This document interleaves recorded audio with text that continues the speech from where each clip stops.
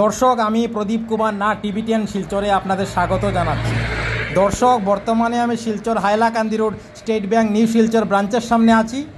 আমরা আজকে আপনাদের দেখানোর চেষ্টা করব মানুষ কেন শিলচর শহরকে ময়লা আবর্জনা পচা দুর্গন্ধের শহর বলে। আমি সমস্ত খবরাখবর গ্রাউন্ড জিরো থেকে তুলে ধরার চেষ্টা করব, কারণ টিভি10 শিলচর সর্বদা ভালো ভালো খবর, মানুষের উপকারের খবর জনসমক্ষে তুলে ধরে। কোনো চ্যানেল এই খবরাখবর করে নাই, তাই টিভি10 শিলচর ভাবলো এটি মানুষের উপকারের খবর, তাই আমি খবরাখবর করতে বাধ্য হয়েছি।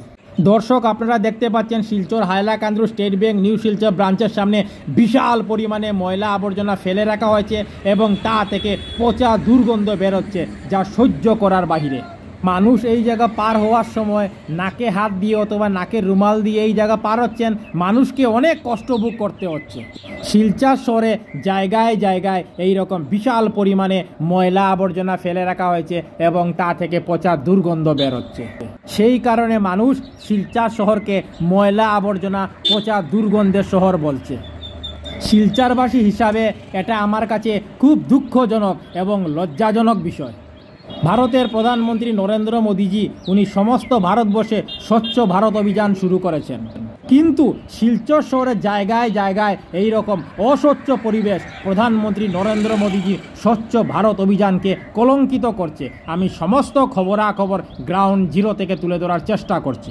দেখুন কি বিশাল পরিমাণে ময়লা আবর্জনা ফেলে রাখা হয়েছে Silchar Hailakandi road state Bank New Silchar ব্রাঞ্চের সামনে। এইসব বিশাল পরিমাণে ময়লা আবর্জনা রাস্তার বেশ কিছু অংশ দখল করেও রেখে দিয়েছে। আমি সেই খবরাখবরও তুলে ধরার চেষ্টা করছি। মাসের পর মাস Silchar Hailakandi State Bank New Silchar ব্রাঞ্চের সামনে, হলি ক্রস স্কুলের সামনে, হসপিটাল রোডে, এছাড়া বিভিন্ন জায়গায় এইসব বিশাল পরিমাণে ময়লা আবর্জনা ফেলে রাখা হয়েছে, কিন্তু তা থেকে মানুষকে মুক্ত করার কোনো ধরনের ব্যবস্থা গ্রহণ করা হচ্ছে না। টিভি10 শিলচরের পক্ষ থেকে প্রদীপ কুমার নাথ। আজকে 14 আগস্ট বৃহস্পতিবার আমি Silchar Hailakandi State Bank New Silchar ব্রাঞ্চের সামনে গিয়েছিলাম। আজকে আমরা দেখিয়েছি Silchar Hailakandi State Bank New Silchar ব্রাঞ্চের সামনে বিশাল পরিমাণে ময়লা আবর্জনা ফেলে রাখা হয়েছে এবং তা থেকে পচা দুর্গন্ধ বেরোচ্ছে, অস্বচ্ছ পরিবেশ দেখা যাচ্ছে। আমি দেখিয়েছি মানুষ কেন শিলচর শহরকে ময়লা আবর্জনা পচা দুর্গন্ধের শহর বলে।